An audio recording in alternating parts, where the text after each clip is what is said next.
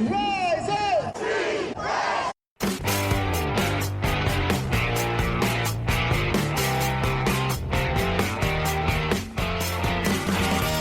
This is the Rise Up See Red podcast, all about the Arizona Cardinals and the NFL, featuring insider and outsider perspectives. Enjoy the best hour of Cardinals talk on the web.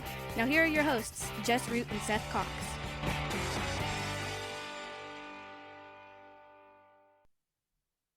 Hello, Arizona Cardinals fans, and welcome to the latest edition of the Rise Up See Red podcast. I'm your host, Jess Root from CardsWire.com, the USA Today NFL Wire site that covers your Arizona Cardinals.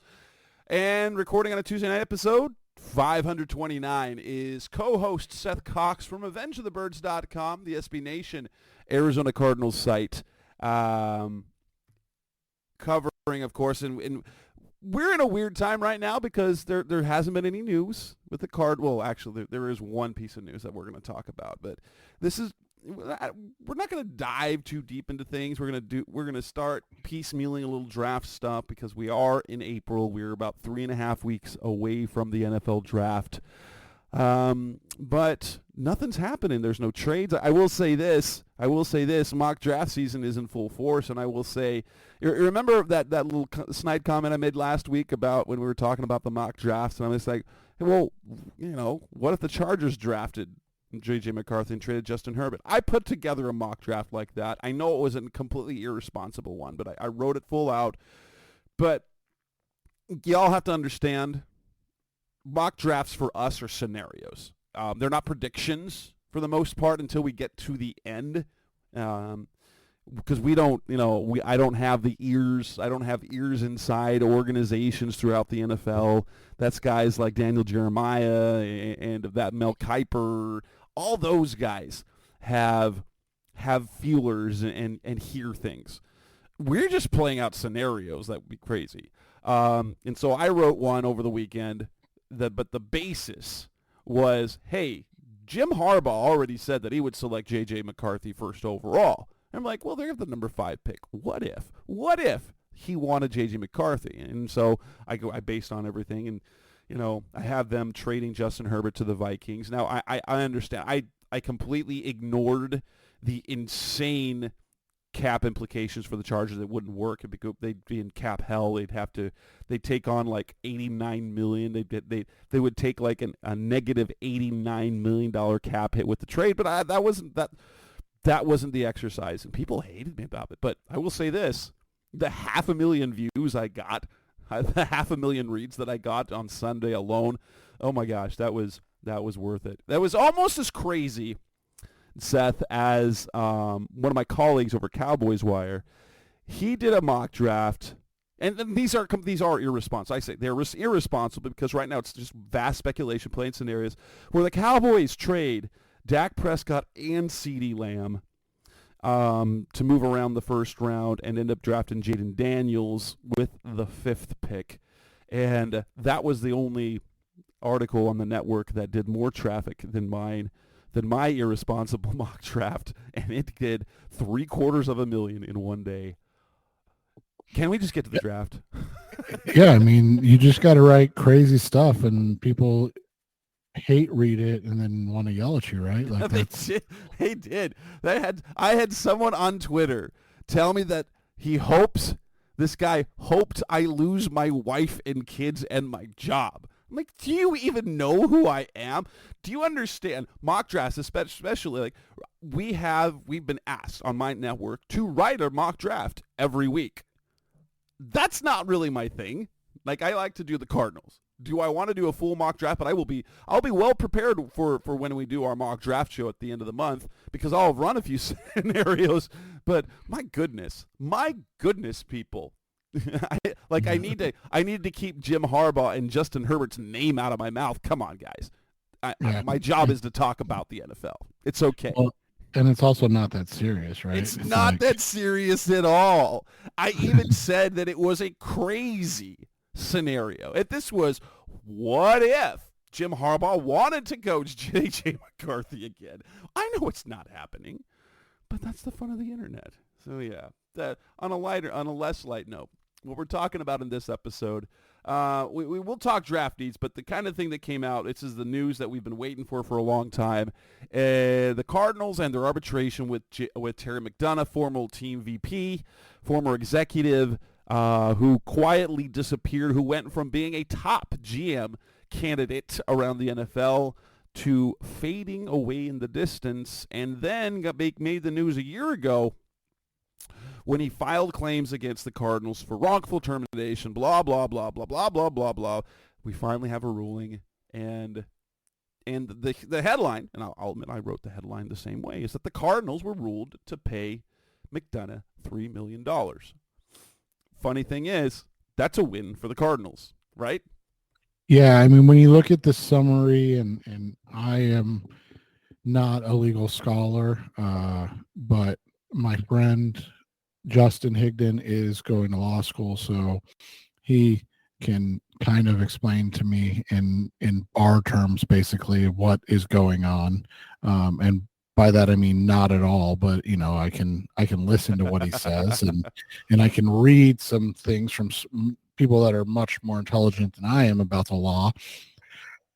And I mean, like you said, the biggest takeaway from this thing is that the Cardinals basically did one thing wrong, and it was and it was nothing to do with anything that McDonough originally filed. Right. And it ended up being a silly is not the right word, but it was a superfluous thing that shouldn't have even happened. But sometimes billionaires and their egos get in the way of things, and that's basically what happened, right? Yeah, if we want to kind of run down, so this was the burner phone scheme thing that was brought up. He was seeking roughly $175 million in damages from the Cardinals, saying that he was wrongfully terminated, that when he was uncomfortable with the scenario and brought it up, that he was retaliated against, his things changed, and things like that. And then he accused the Cardinals of having a hostile work environment, cited a whole bunch of things where Michael Bidwill yelled at people, and we've seen confirmation of these type of things in reports from ESPN, from Kyle Odegaard, that Michael Bidwill isn't a good guy, isn't an easy guy to work with, essentially, and we understand that. Here's the funny thing about all of this. If you recall, the scheme was this, that kind of the cheating that McDonough alleged. Back in 2018, when Steve Wilkes was first hired as head coach, the one year he was there, general manager Steve Keim, at that point, over the July 4th weekend, was arrested for extreme DUI. He pled guilty. He served his time, and the Cardinals imposed a fine, and I believe it was a 6-week suspension, at least a 6-week suspension. And this was right during the offseason leading up to training camp, and the first part of training camp. And so it was a very inconvenient time. And apparently there was a scheme that involved burner phones so that Steve Wilkes and other coaches could reach out to Keim, because during that suspension he was to have zero contact with the team. That was the team-imposed suspension. The league did not do anything because it felt that the punishment that the team doled out itself was sufficient. McDonough apparently was uncomfortable with the cheating and brought this up to Bidwill and was verbally berated. And that was the kind of the beginning of the end of his time in Arizona, where he went from being like vice president of player personnel to just a senior executive to back. If there was a time that he was the number 2 guy to Steve Keim, and he got GM interviews with the San Francisco 49ers in 2017. It looked like he was on his way up, and then he quietly disappeared. And we both remember that because it seemed he was very absent. We saw the title change. some of the video footage when they would show their executive meetings with Keim and Quentin Harris and Adrian Wilson and Michael Bidwill, and suddenly Terry McDonough wasn't even in the room. But that's where it all stemmed from. And when we talked about this when it happened, when he filed the claim and made it public and all that stuff came out in the news, what did the Cardinals do? Oh my gosh. They went with they scorched earth. They went scorched earth and brought up publicly how, well, one, that they did come out and say that the burner phones existed, but that the second that Michael Bidwill heard about it, that he put the kibosh on the whole thing.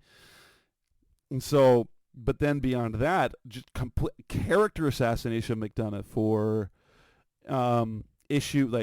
things he had done within the organization, making players feel uncomfortable or free agent visits uncomfortable, verbally berating other employees for whatever. Then also alleging contact about lack of paying child support, spousal abuse, child neglect, scorched earth, like all this. You know what the funny thing is? That which we felt was too far. We felt that it was too much. Like, what is this? There was some pettiness going on, almost like we felt that they both had this file on each other, and they were playing chicken. And Bidwell or whoever in the organization told McDonough, "Don't do it, McDonough, because we've got this." And when McDonough said, "I don't care," then the Cardinals just put it out there. And in the end, the arbitrator dismissed everything that was regarded to the employment side of things. And the only thing that the Cardinals had to do was pay $3 million for defamation, and it was simply for their heavy-handed statement that they made about McDonough publicly that was accessed and open on the Counterpoint website up until recently. So for like a year, because they said all those things when they didn't necessarily have any evidence to it. They were basically, they crossed the line. They did so with malice, and it was clearly malicious. But yeah, and so rather than changing the organization, getting Michael Bidwill fired, and the scandal and having to pay McDonough over $100 million, they pay him $3 million, and they accepted that. They say that we respect that they think it was too far. It doesn't sound like what the Cardinals said. They regret it at all. I think they regret having to pay him $3 million, but as you and I discussed off the air, they had kind of planned to pay him his salary for a while anyway. So it was just an interesting situation in that,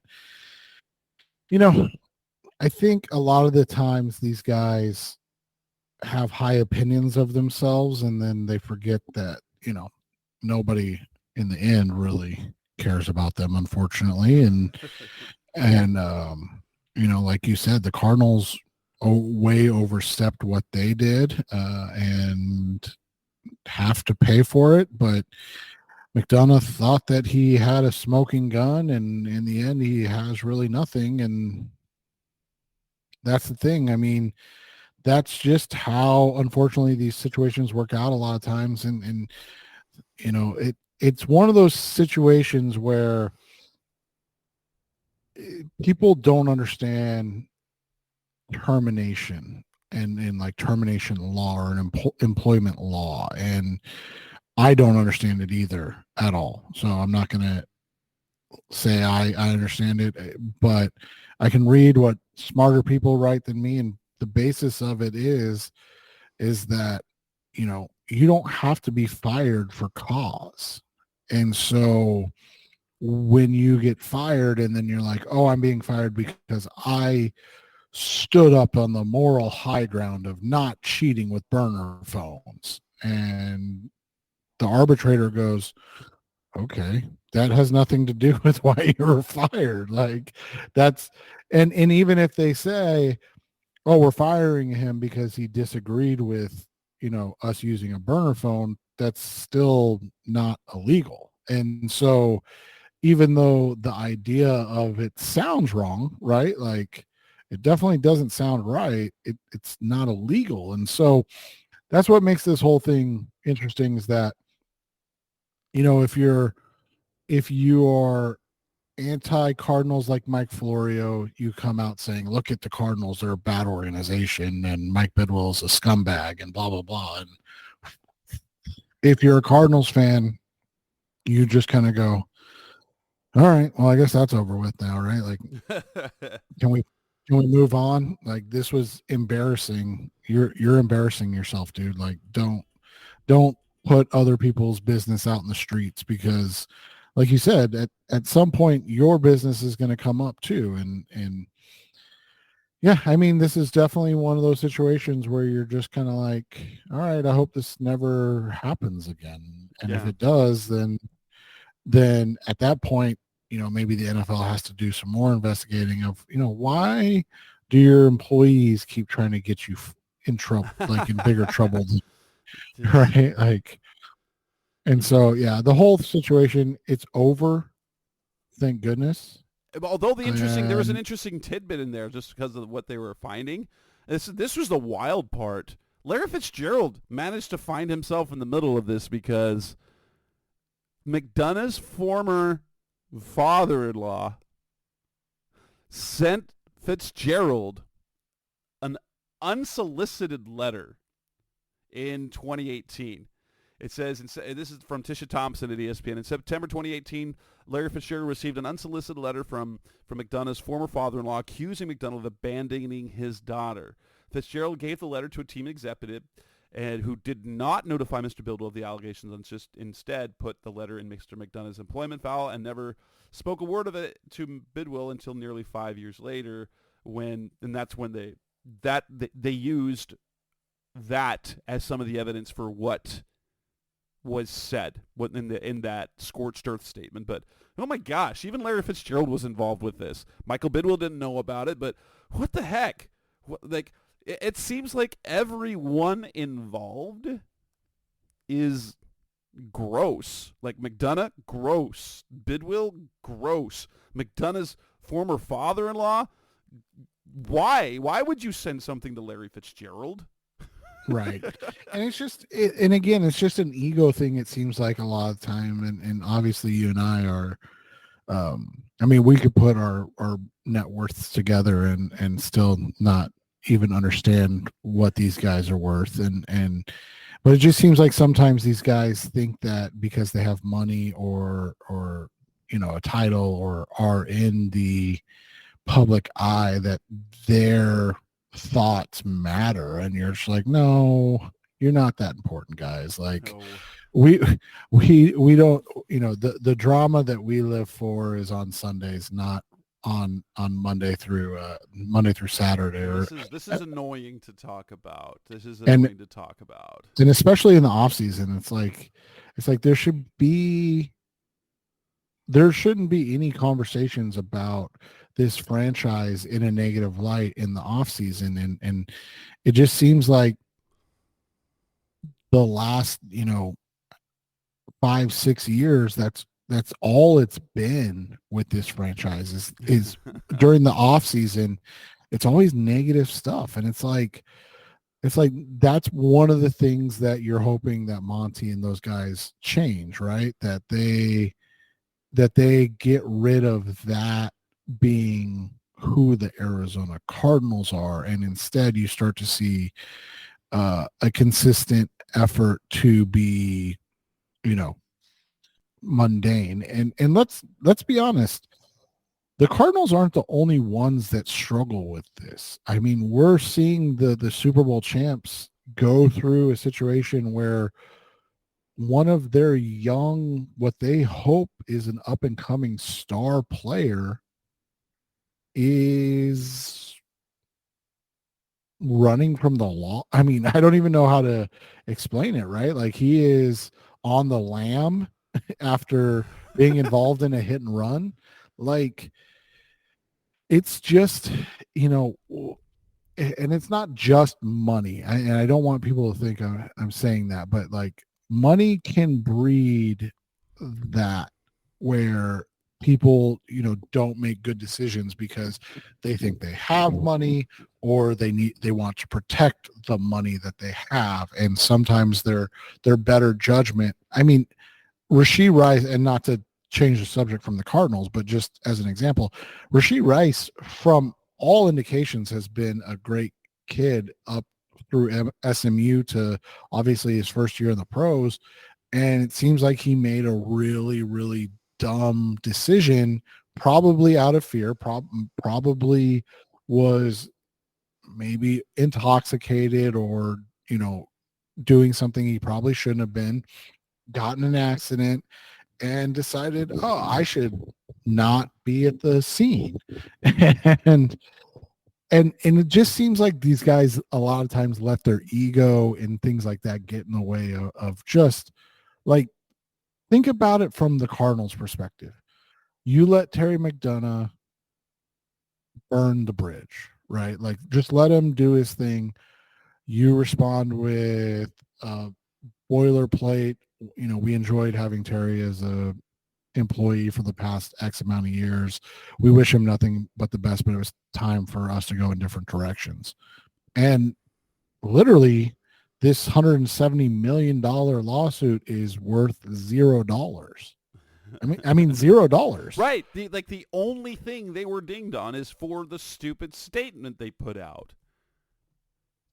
And so that, again, it comes back to like, did your ego get in the way of just being like, okay, it's a disgruntled ex, whether it's in life or business, right? Disgruntled ex, don't respond. Just let them have their moment.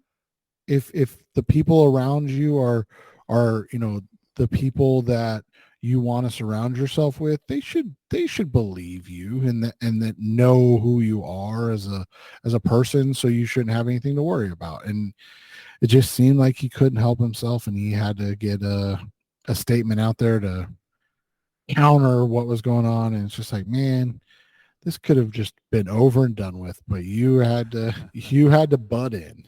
The one thing that we have to wait on, and I'll ask you what you think will end up happening, is that one thing that was stated in the judgment was that the burner phones were said to have been used. The arbitrator, Jeffrey Mishkin, found that there were burner phones and used.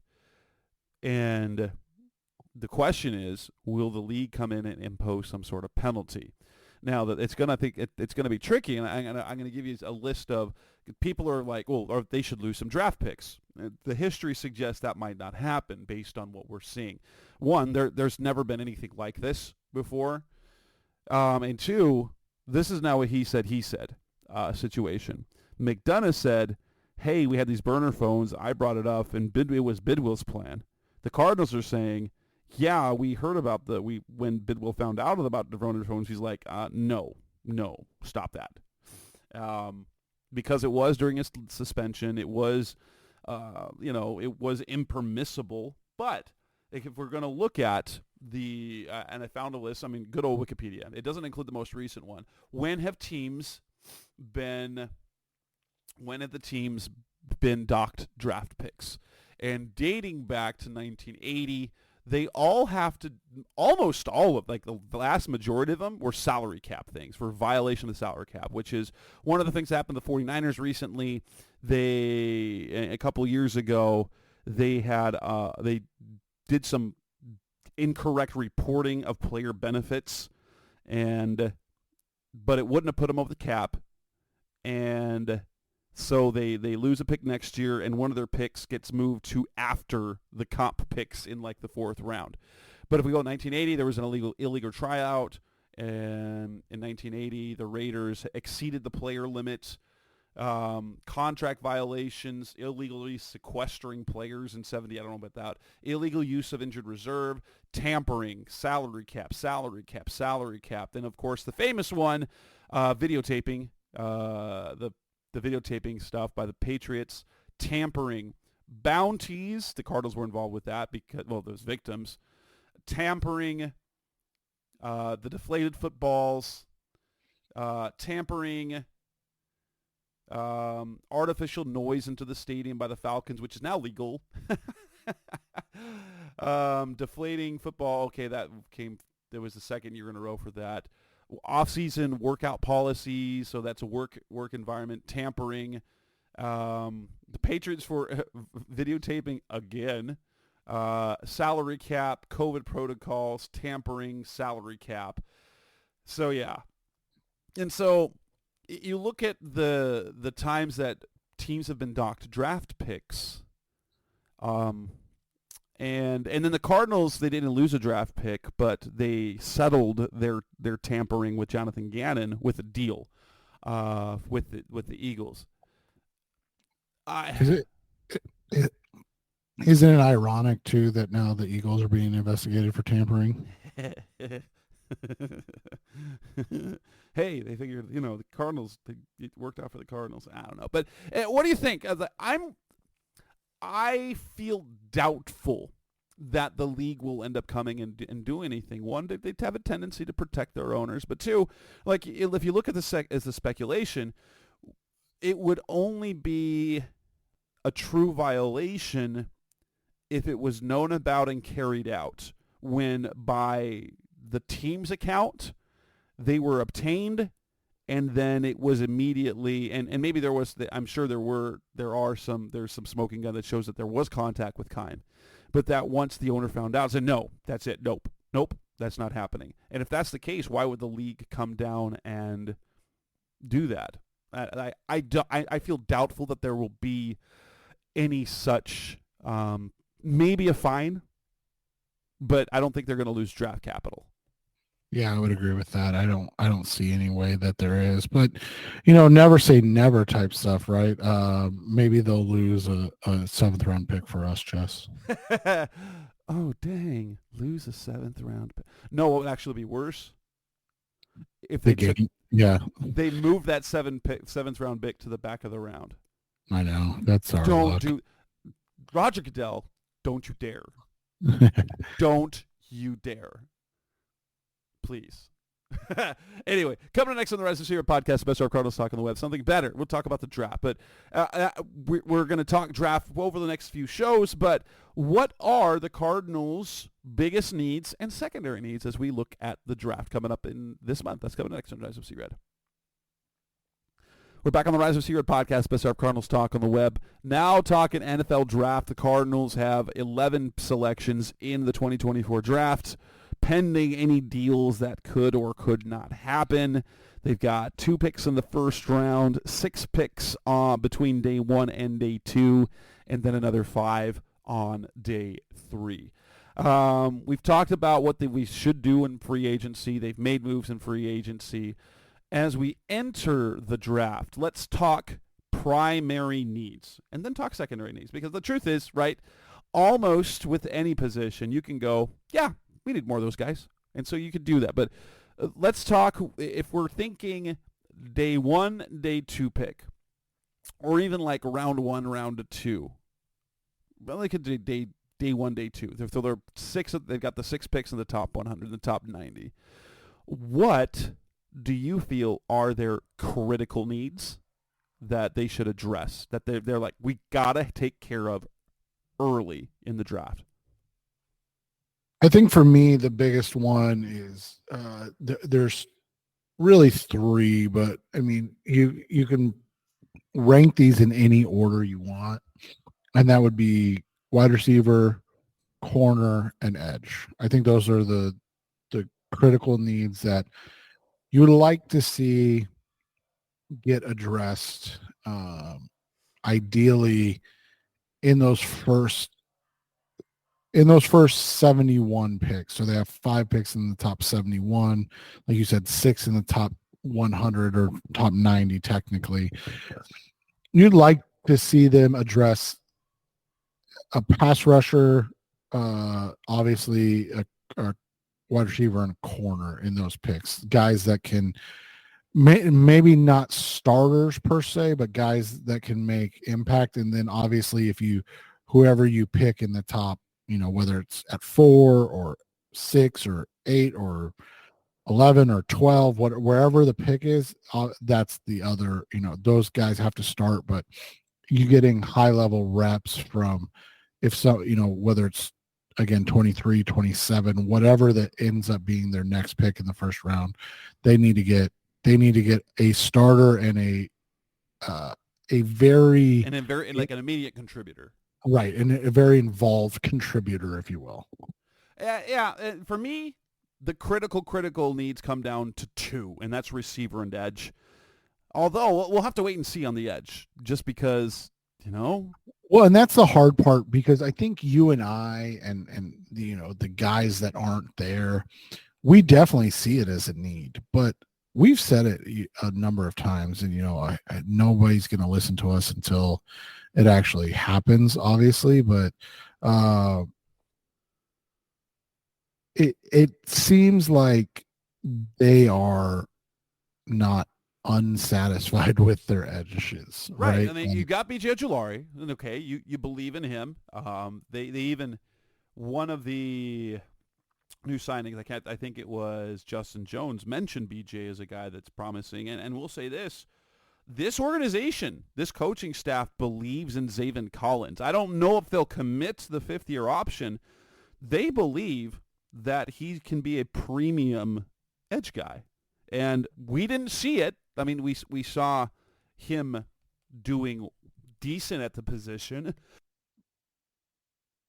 But receiver's a must, though. I mean, you can't look at that receiver room and be satisfied. Like, that's gross. Yeah.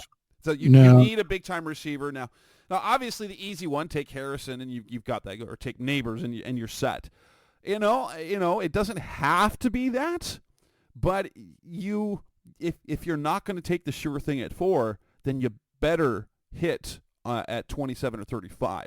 Like maybe a Keon Coleman or an A.D. Mitchell are guys that will be alphas in that room, and you'll be just fine. But if you're not going to go with what are the consensus sure things of Harrison, Neighbors, and Odunze, then you better be right on, because there are just absolute studs at receiver, and there's some guy that, and especially what they need, because they need the alpha. They need that guy in the room, and I don't think Michael Wilson is it. Greg Dortch isn't it. Those are good, complementary players, but you need an alpha, and the Cardinals do not. And Trey McBride can't be your alpha because he's not technically a receiver, and so he's not going to be in that room. And so yeah, receiver, edge, and I do say cornerback too. I feel maybe it's not critical because of the youth that they have, and maybe they really believe, like Sean Murphy-Bunting, good. I feel good about him. Garrett Williams, you got to feel good about. And depending on how the coaches feel, that young group of Keitrell Clark, Devod Wilson, and Starling Thomas, I don't know. But yeah, I would say that's nearly, it's a receiver and edge critical, and then cornerback high. But it's still primary. It's still a primary need, and I would prefer to see all three of those addressed within the first 5 picks, right? That would make sense. Yeah, and that's the thought process, but I mean, you don't, when it all comes out, that's the hard part, right? Like, you really never know what's going to come down or what's going to happen. So you plan and you look, and like you said, you kind of try and mock or play out scenarios. But at the end of the day, when you pick 4th or like you said, 27th, or, again, if you trade back, if you say go from 4 to wherever, 11, that's the rumor, right? With the Vikings, with the Minnesota Vikings, you don't control anything at that point. Like we kind of talked about that the other day. Like, there's just, you have no say in what happens before you. So you can say, like, there's no way that all these guys are going to go, but we have no idea. I mean, we saw it before with quarterbacks in 2017. Right. And right. And it was the same thing, right? There's no way that Pat and Deshaun are going to go, we'll sit Pat, we're fine, no big deal, right? And no, there they go, and you're like, oh no.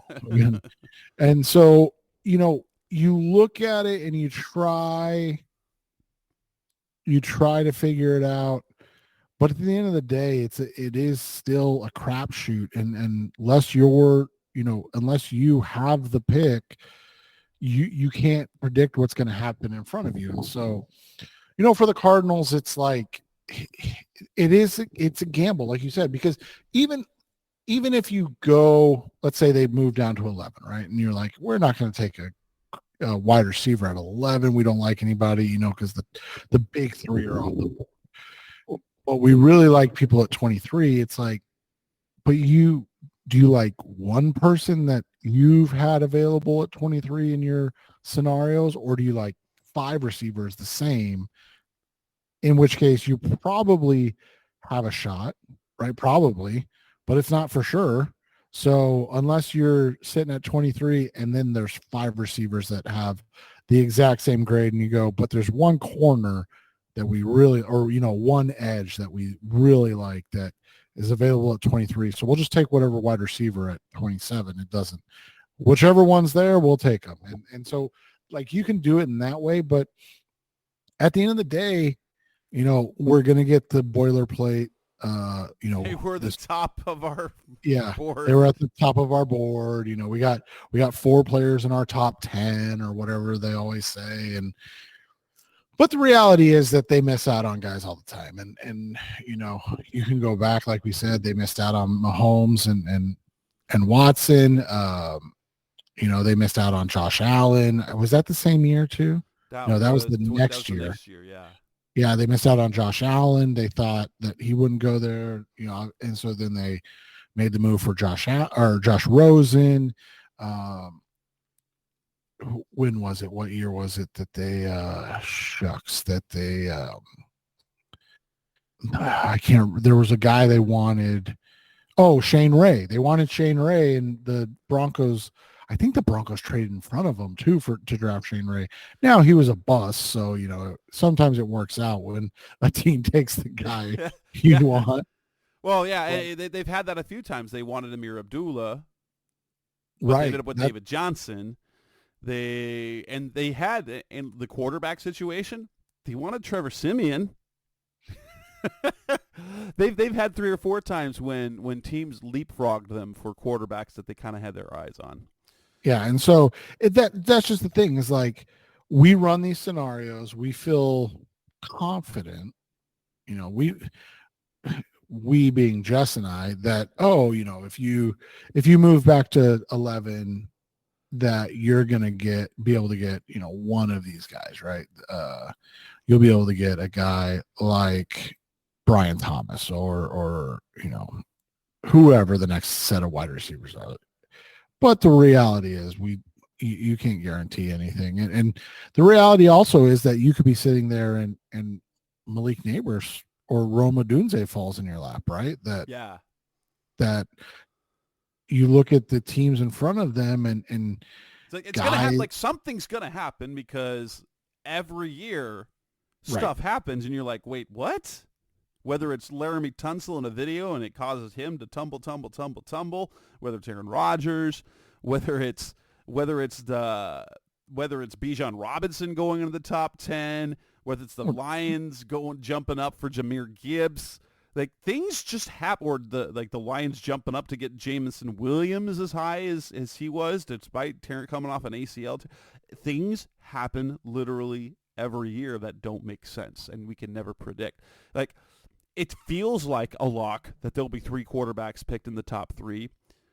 Would I be at all surprised if something changes and it's not? And like, I am fully prepared for the Patriots to trade out and target Bo Nix or Michael Penix later.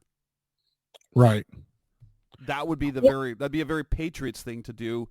And then Harrison comes off the board, or maybe McCarthy goes in it, and Drake May's the one that falls. Who know? I don't know. I'm fully prepared for it. But yeah. Well, and you think about it. I mean, it's all, everybody's always very, this guy's the best guy, this guy, and a lot of the times it just ends up being the teams that are patient. We joke about it all the time, but like, the Cowboys just sat there and let teams take good players. Jalen Waddle's a nice player. JC Horn's been, had dealt with some injuries, but he's a decent player. Justin Fields obviously flamed out in Chicago, and the Dallas just sat there and they're like, okay, we'll take Micah Parsons. Like, whatever. Like, we'll take the best player in the draft. Like, and so that's what happens a lot of times, right? Is the good teams just sit there. We talk about it. I mean, the team that gets it all the time or everybody complains about is always the Ravens, right? Like, how do they end up with Kyle Hamilton, who's now an all-pro?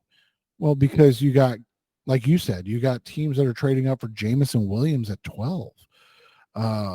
You got teams taking Evan Neal at 7 when he's a 400-pounder that can't move, right? Like, you get those things, and then a guy like Kyle Hamilton just sits there and you're like, oh, okay, well, I guess I'll just take the best player in the draft if that's what I'm going to do. And it's just crazy to me because it happens every year.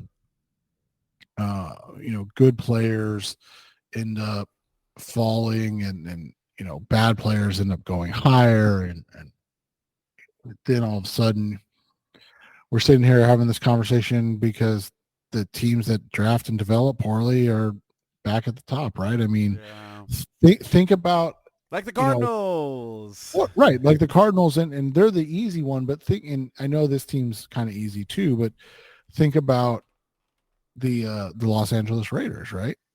Like, or Las Vegas Raiders, sorry. It hadn't. Wow, Seth, do you even remember the Raiders in LA? I know. I do. I remember the LA Raiders. Right. But like, think about them. They just took Tyree Wilson because they needed a pass rusher desperately. Because 3 years ago, they took Cleveland Farrell, 4th overall. That things like that, right? Cleveland Farrell goes 4th overall. And this is why I always caution the whole, like, oh, just, get 3 first-round picks. Well, the Raiders had 3 first-round picks that year, and they took Cleveland Farrell, Josh Jacobs, who's a good running back, and Jonathan Abram. So, it's not like... They just end up being expensive misses. Right. Well, and then what happens is what we talked about. Oh, we need to go get Chandler Jones because Cleveland Farrell didn't work out, right? The Henry Ruggs situation, completely different, right? Like, that's just a guy that's a moron and did something terrible. But like, in the same draft, again, they had 2 first-round picks. They took Damon Arnett. Like, that dude's out of the league. He's a first-round pick, 19 overall. He's literally out of the league. So it's not as simple as just like, oh, if you have, you trade back and you get the guy, and you're like, no, because if you miss on that pick or you didn't reach because, you passed on the guys like, CeeDee Lamb and those. Remember, the Eagles took Jalen Reagor instead of Justin Jefferson, like literally one pick before him. So it's not easy. If it was easy, then everybody would be good all the time. And so you just have to understand that you have to be convicted, and you have to have a good foundation for the player to come into, and you do have to get lucky. Other positions of note for me, these are alert positions but aren't critical because they have players in place, but they could be upgraded. And so you look at interior line, like guard center.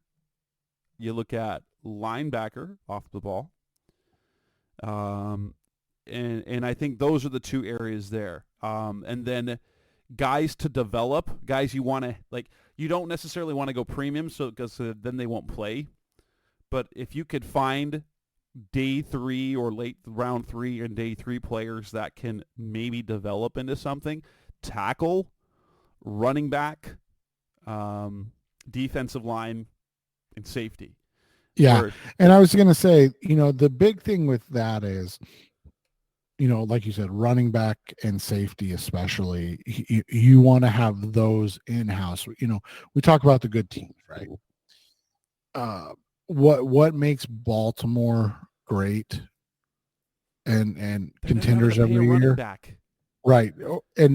But they're also always ready. Like, you look at it, they just lost a guy in Geno Stone, who I think he was really like good. Led the NFL in interceptions like 2 years ago. Yeah, and now they're just like, all right, good luck, Geno. Like, have fun getting paid a lot of money because we've got all these guys already in place. Like, we don't need you. And it's not that he's bad by any means. It's like, oh, we've already got our guys in place. They drafted Kyle Hamilton. Like I said earlier, he didn't play a whole bunch as a rookie. He had some reps. He wasn't a guy that was, a day one starter by any means. And what did they do? They just developed him and got him ready. And then when it was time to let somebody go, they're like, hey, I mean, that's what they do. They just get guys and then develop them. And then, I mean, think about Justin Matabuke, right? He's a guy that was a 3rd round pick, didn't play much, and now he was 9th in the defensive player of the year voting, had 13 sacks, all pro. Like, he's slowly developed, and he was a day 3 pick, just like you're talking about, Jess. Like, that's a interior defensive lineman. You didn't need him in year 1. He got better and developed into a monster by year 4. That's what you want with those late day 2, early day 3 picks.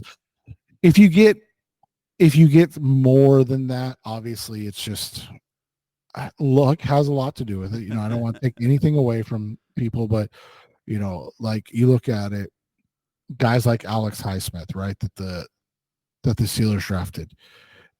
He was drafted 102. You know why he's good? Because he went to a program that could take their time, develop him. He only had to play 5 games as a rookie, or start 5 games as a rookie. So then he developed and became a guy that had 6 sacks, then 14 and a half sacks. Made a Pro Bowl. Like, those. When was the last time we talked about the Cardinals doing that? with the outside the top 100 picks. It just doesn't happen. Right. Like, you could say probably the best example of that was Budda Baker, because when they drafted and they had the safeties and he filled in as a rookie, and that he was he was a Pro Bowl special teams player as a rookie, but it was about halfway through the year when Tyvon Branch got hurt that he stepped in and then played really well. But yeah, like, it's not happening. Like, we had it happen a long time ago. So right, Bobby Massey became a starter. Like, you look at other guys. Yeah, it just doesn't happen. Like, Calais Campbell.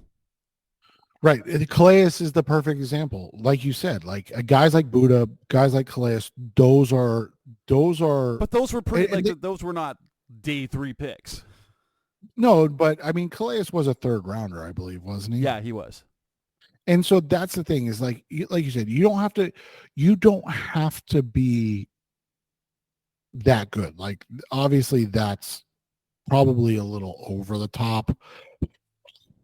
I mean, and Calais was a top 50 pick, so maybe he wasn't a great example, but that's right. He was second. No, I was Darnell Dockett was 3rd round. It was and so you don't. But I mean, Darnell and Carlos Dansby are great examples, right? Like, those were guys. and those changed the foundation of the franchise more than anything. You had Darnell's as his 64th pick, and he came in and earned his spot and then developed into a Pro Bowl player, right? And he wasn't very good his rookie season. He started all the time, but he wasn't very good. And it wasn't until year 4 that he broke out. And then the Cardinals, signed him to a long-term deal and things like that. And you look at it, that's what it should be. I've got one guy, Rashad Johnson. Yes, it's been a long time. No, and Rashad Johnson was that guy. And that's exactly it. That's the problem, man. It's been a long time. And when you get that and you don't develop those guys and you don't get anything out of them, it becomes really hard to have success. And that's why the Cardinals have struggled to find continued success since that time. Because, I mean, you mentioned it, Rashad Johnson, 95th pick. That's a great pick. That's a guy that was integral to your defense, ended up playing for a while, really good. Who was a good one, and he never developed as the receiver that you would want, but was fantastic, Andre Roberts, right? Yeah. And developed into one of the best return men in the NFL, made an all-pro team, a Pro Bowler, late 3rd round pick. Like, that's a great pick. Yeah, it didn't work out for the Cardinals because they were just like, oh, you're not turning into the receiver. And that's the Ken Wisenhunt era, obviously. And then to the Arians era, but it's like, oh, you didn't turn into the receiver we need. You're not good. As opposed to being like, oh, no, this is a guy that, can be utilized in different ways. But the problem is when you, like you said, you get Bobby Massey, you get and Justin Bethel in one draft, but Michael Floyd, has an alcoholic or becomes an alcoholic, and Jamel Fleming doesn't even make it. It looks really bad because Bobby Massey, is your best player. Probably Justin Bethel's your best player out of that draft, right? Yeah. And that's where the problem comes. And it's the same thing. You mentioned Tyrann Mathieu. Tyrann Mathieu, we've talked about before. He fell obviously because of the off the field stuff, but you get Tyrann Mathieu in the 3rd round. That should be a great draft. That should be a foundational draft. And instead you had Kevin Minter, who never really developed into the guy you were looking for, and Jonathan Cooper, who couldn't play.